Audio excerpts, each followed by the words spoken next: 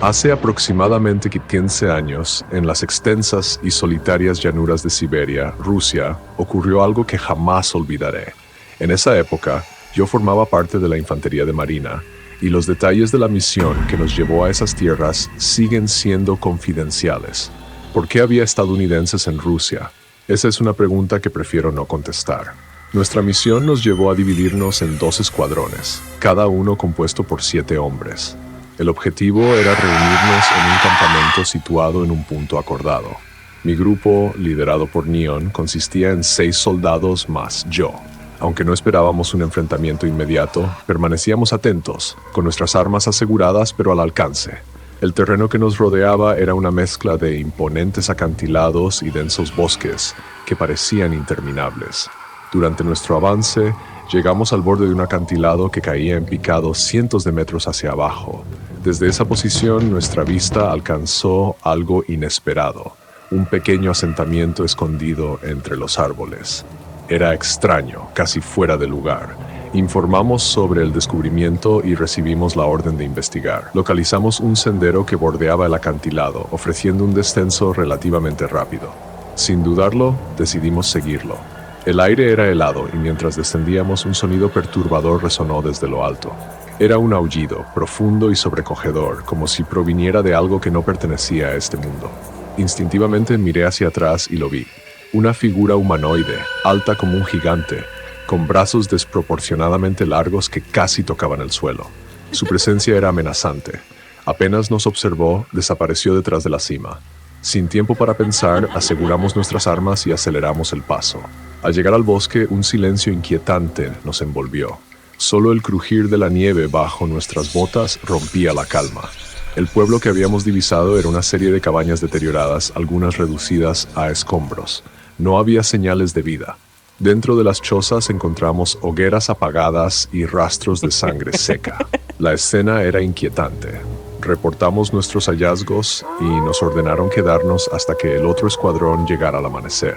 Esa noche, mientras nos calentábamos junto al fuego, las conversaciones se tornaron ligeras. Uno de los soldados compartió historias de su esposa y su hogar.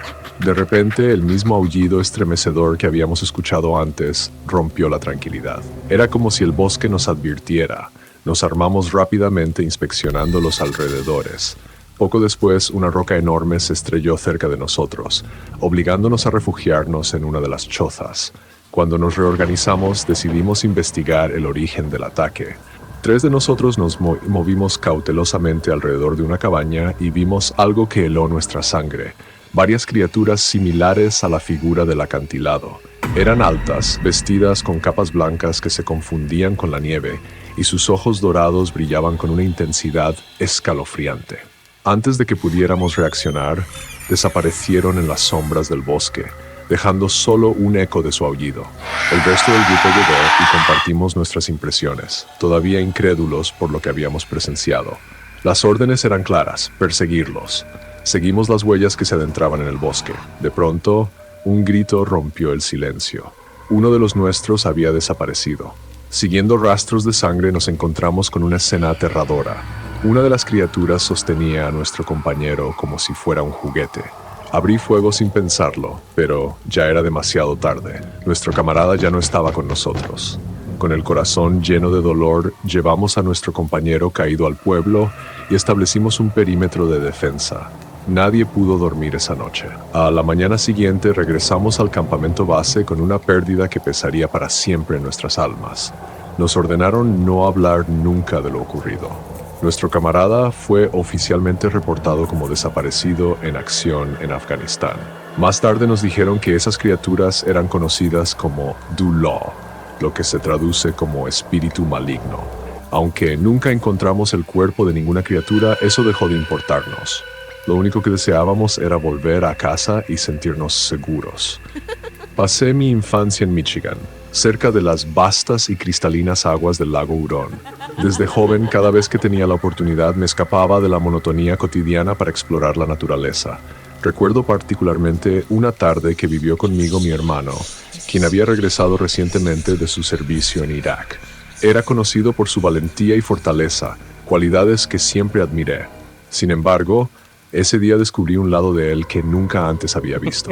Nos subimos a un quad y condujimos hasta un vasto campo de maíz que limitaba con una granja abandonada. Avanzando entre los altos tallos del maíz, llegamos a un claro rodeado de maleza espesa. Nuestro plan era sencillo: cazar faisanes. La mañana había comenzado con un intento fallido de pesca, así que decidimos probar suerte con algo diferente. Alrededor de las 4 de la tarde nos internamos en el terreno, pero cuando el reloj marcó las 7 y la suerte no nos había favorecido, decidimos regresar. Mientras yo exploraba las ruinas de la vieja casa de la granja, mi hermano, buscando un momento de descanso, se sentó en una desvencijada silla y encendió un cigarrillo. De repente, noté que su rostro se tornaba blanco como el papel. Con voz temblorosa, me llamó. «Ven aquí». Al mirar hacia donde él señalaba, vi una figura impactante en el claro. Era un ser que recordaba a un lobo gigante, pero con proporciones descomunales. Estaba a unos 300 metros de distancia y su pelaje negro como la noche hacía que su tamaño exacto fuera difícil de determinar. Sus patas delanteras robustas y sus traseras largas le conferían un porte amenazante y al mismo tiempo una gracia escalofriante. El animal nos miró directamente. Sus ojos parecían perforar nuestras almas. Mi hermano reaccionó de inmediato. «Tráeme una de las escopetas». Antes de que pudiera moverme, la criatura cayó sobre sus 4 patas y desapareció en el campo de maíz, avanzando en dirección a nuestro quad. Sus ojos emitieron un destello siniestro antes de perderse entre la vegetación. Con el crepúsculo envolviéndonos, decidimos seguir su rastro desde el punto opuesto al que había observado. Mi hermano llevaba una escopeta, mientras yo sostenía una linterna para iluminar nuestro camino. A medida que avanzábamos, una sensación inquietante se apoderó de mí. Era como si algo nos vigilara desde las sombras. Los ruidos de ramas crujiendo y un gruñido lejano nos obligaban a detenernos cada tanto, aumentando la tensión con cada paso que dábamos. Lo que debería haber sido una caminata de 10 minutos se convirtió en una travesía interminable, llena de nerviosismo. Finalmente llegamos al sendero donde habíamos dejado el quad. Sentí un alivio momentáneo al ver el vehículo bajo la tenue luz del crepúsculo, pero esa calma se desvaneció rápidamente. Un crujido proveniente del campo de maíz, seguido del sonido claro de una rama quebrándose, llamó nuestra atención. Al enfocar la linterna hacia el ruido, vi 2 ojos amarillos brillantes, suspendidos a una altura de casi 2 metros. Su resplandor cortaba la oscuridad como cuchillos. «¡Avanza!», gritó mi hermano con urgencia. Un aullido sobrenatural resonó, helando nuestra sangre. Sentí que el sonido venía apenas a unos pasos de distancia. Mi hermano disparó hacia la criatura, pero la bala golpeó la parte superior de un tallo de maíz, casi fallando su objetivo. Con el corazón latiendo frenéticamente, corrí hacia el quad y arranqué el motor. Mi hermano subió al asiento trasero en un salto, y sin perder tiempo, aceleré a toda velocidad. Nos alejamos hacia el camino principal, dejando atrás el campo de maíz y cruzando el pueblo sin detenernos. Cuando miré hacia atrás por un instante, vi una sombra enorme atravesar la carretera, adentrándose en el bosque oscuro. Aquella noche regresamos al pueblo, decidiendo esperar hasta el mediodía siguiente para volver a la cabaña y recoger nuestras cosas. El paso del tiempo no logró disipar la sensación de inquietud que esa experiencia dejó en mi interior. Aún hoy, cada vez que recuerdo esa tarde, un escalofrío recorre mi espalda. Todo comenzó después de que nos mudáramos a nuestra nueva casa. Era una vivienda de amplias dimensiones con 3 dormitorios, una cocina gigante, una espaciosa sala de estar, 4 baños y un ático. Nada más entrar, decidí que el ático sería mi lugar personal. El espacio me parecía perfecto, con techos altos de unos 2 metros y una ventilación natural estupenda, justo donde tenía pensado poner mi cama. Aunque había una rendija de ventilación, no me preocupaba, ya que me gustaba el aire fresco que entraba en la habitación. Tardamos un par de días en instalarnos y durante ese tiempo, nuestra gata persa Himalaya, Lola, también eligió ese cuarto como su espacio. Para ser honesto, esta gata nunca pesó menos de 7 kilos, y eso es importante para lo que ocurrió después. La situación rara comenzó a notarse cuando cada mañana me despertaba y veía la rendija de ventilación ligeramente abierta, con Lola siempre sentada al pie de mi cama, observando esa abertura y moviendo su cola lentamente. Al principio pensaba que era el ventilador del aire acondicionado, que a menudo soplaba aire hacia la abertura, pero al repetirse cada mañana, comencé a sentir que algo no estaba bien. Una noche de tormenta, mi perspectiva cambió por completo. Un fuerte estruendo me despertó de golpe.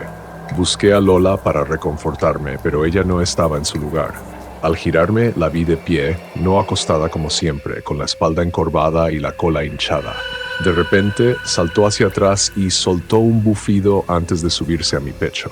Entonces comenzó a gruñir mirando fijamente la rendija de ventilación, emitiendo un maullido alterado. En ese momento, un rayo iluminó la habitación y por un segundo vi una sombra delgada sobre mi cama, que desapareció rápidamente en la oscuridad de la rendija. Lola volvió a su actitud cariñosa y se acurrucó junto a mí. Pensé que había sido solo un mal sueño o un episodio extraño de parálisis del sueño. A partir de esa noche, cada mañana la rendija de ventilación ya no estaba abierta, y poco a poco intenté olvidar lo sucedido. Sin embargo, la sensación de estar siendo observado nunca se fue del todo. Pasaron los años y los eventos extraños cesaron, pero yo no dejaba de sentir que algo me observaba. Por eso decidí bloquear la rendija con una cómoda pesada para proteger mi espacio personal.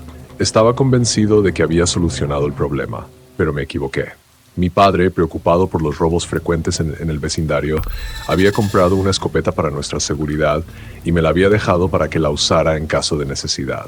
Una noche, mientras yacía despierto en la cama mirando el techo, un ruido rompió el silencio. Me levanté rápidamente y vi a Lola desaparecer debajo de la cama. Los ruidos se acercaban y, en la penumbra, noté que la cómoda se movía violentamente. Saqué la escopeta de debajo de la cama y la sostuve firmemente. De repente, la cómoda se volcó, abriendo la rendija de ventilación, de la cual salían extraños rasguños. En mi desesperación, encendí la luz. Lo que vi entonces, nunca lo olvidaré. Frente a mí, una figura alta y delgada se acercaba, con extremidades largas y garras afiladas. Sus ojos, vacíos e inexpresivos, y su sonrisa torcida me helaron la sangre. Cuando comenzó a avanzar, rasgando el suelo con sus garras, reaccioné rápidamente, levantando la escopeta. Al ver que estaba armado, la criatura retrocedió deslizándose ágilmente hacia la rendija. Sin pensarlo, corrí hacia la abertura y disparé. El estruendo resonó por toda la casa, seguido de un grito espeluznante, un sonido que nunca podré olvidar. Mis padres subieron corriendo furiosos por el ruido y me exigieron explicaciones. Les conté lo sucedido, pero mi padre se enfureció por usar el arma dentro de la casa. A regañadientes aceptó iluminar la rendija. Al ver lo que había allí, su rostro se puso pálido. En las paredes del conducto había manchas de una sustancia viscosa de colores oscuros, que parecían mezclarse en tonos de negro, verde y azul. Mirando por la ventana, vimos una figura tambaleante cruzando la calle, desapareciendo en el bosque cercano. Esa noche decidimos quedarnos en un hotel.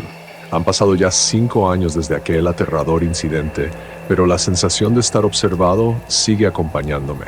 Incluso ahora, después de haberme mudado a otro estado, no puedo deshacerme de esa sensación. Quizás hoy debería dormir con la escopeta cerca de mí, por si acaso. La historia que voy a relatar tiene lugar en una remota zona de Brasil, en un tiempo en que los relatos como este formaban parte de las tradiciones familiares. Durante muchos años se transmitían entre generaciones como advertencias sobre los horrores invisibles que acechan en la oscuridad.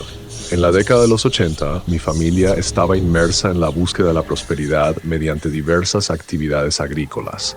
Contábamos con grandes cultivos de guayaba, ganadería, café e incluso nos dedicábamos a la pesca. Sin embargo, lo que más deseaba mi tío Raúl era montar una plantación de cacao.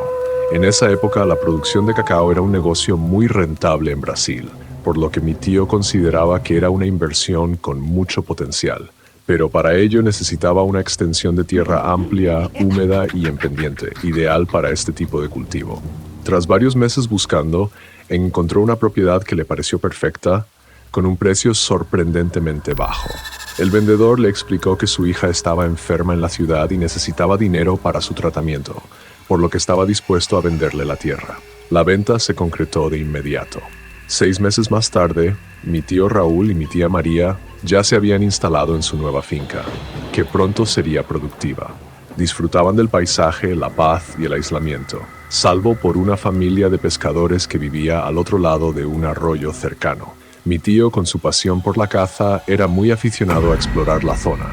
Una noche de luna llena se dirigió a la casa del pescador para hacerle una propuesta sobre una cacería nocturna. «Vamos a cazar, ahumar la carne y salarla para almacenarla como provisiones», dijo mi tío con entusiasmo. El pescador, aunque preocupado por su esposa mayor y frágil, aceptó. Era un hombre experimentado y conocía muy bien la región, alegando que su familia había sido una de las primeras en habitar esa parte del Amazonas. Mi tío confiaba plenamente en él, sin cuestionar sus palabras. En el Amazonas, la noche es el momento ideal para cazar. A pesar de las historias sobre los espíritus y fantasmas que acechan en los rincones oscuros del bosque, el lugar parecía estar en paz, con el único sonido de los animales salvajes merodeando en la oscuridad. Sin embargo, el jaguar, uno de los depredadores más temidos, era la mayor preocupación de los cazadores. Mientras los hombres se adentraban en el bosque, sus esposas se quedaban en casa, tranquilas y conversando. Como su expedición duraría varios días, estaban relajadas, disfrutando de la calma. No obstante, hacia las 10 de la noche, el sonido de los perros ladrando interrumpió la serenidad, y este proveniente del denso bosque de cacao. A pesar de las cercas que protegían la propiedad, las mujeres comenzaron a sentirse inquietas. Sabían que no tenían forma de defenderse y que, siendo mayores, no podían hacer frente a una amenaza. Mi tía María reaccionó rápidamente, asegurando las puertas y ventanas de la casa que, aunque de ladrillo, eran vulnerables por las ventanas de madera y paja. Mientras los perros seguían ladrando, una sensación de pavor llenaba el aire, y mi tía, aterrada, corrió a la cocina en busca de cualquier objeto que pudiera servirle como arma. A lo lejos, escucharon pasos que se acercaban, pero no eran humanos. La presencia que se sentía era imponente, proveniente del corazón del bosque. En la sala, la esposa del pescador se levantó, nerviosa, reconociendo que algo no estaba bien. Los ladridos de los perros se convirtieron en gritos desesperados, como si estuvieran siendo perseguidos por una fuerza maligna. De repente, la ventana de paja se abrió de golpe, inyectando a la habitación una luz cegadora, como la del sol en su cenit. Mi tía, completamente aterrada, cayó al suelo gritando, mientras la esposa del pescador, igualmente horrorizada, suplicaba que el intruso se fuera. «¡Recen! ¡Recen con fuerza!», gritó la anciana con voz temblorosa. Mi tía, desconcertada y confundida, apenas podía responder. «No sé qué está pasando, mi mente me engaña». De repente la entidad entró en la casa, rodeándolas con un frío que no quemaba, pero sí les helaba el cuerpo.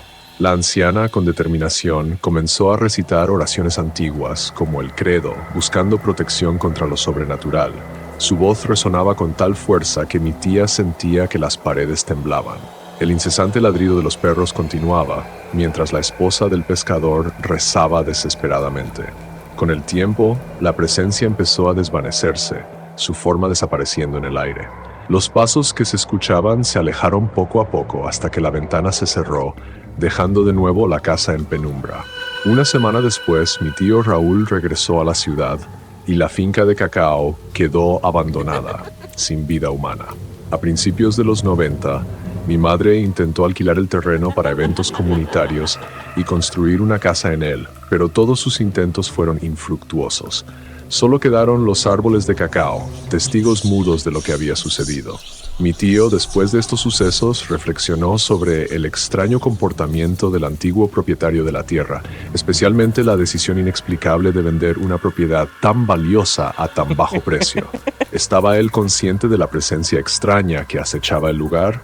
Este misterio, que nunca logramos resolver, nos dejó una sensación de inquietud constante. A menudo, cuando paso por la zona, observo esa tierra inclinada y me pregunto qué haré con ella en el futuro. La idea de plantaciones de caña de azúcar me atrae, pero sé que el maíz está fuera de discusión.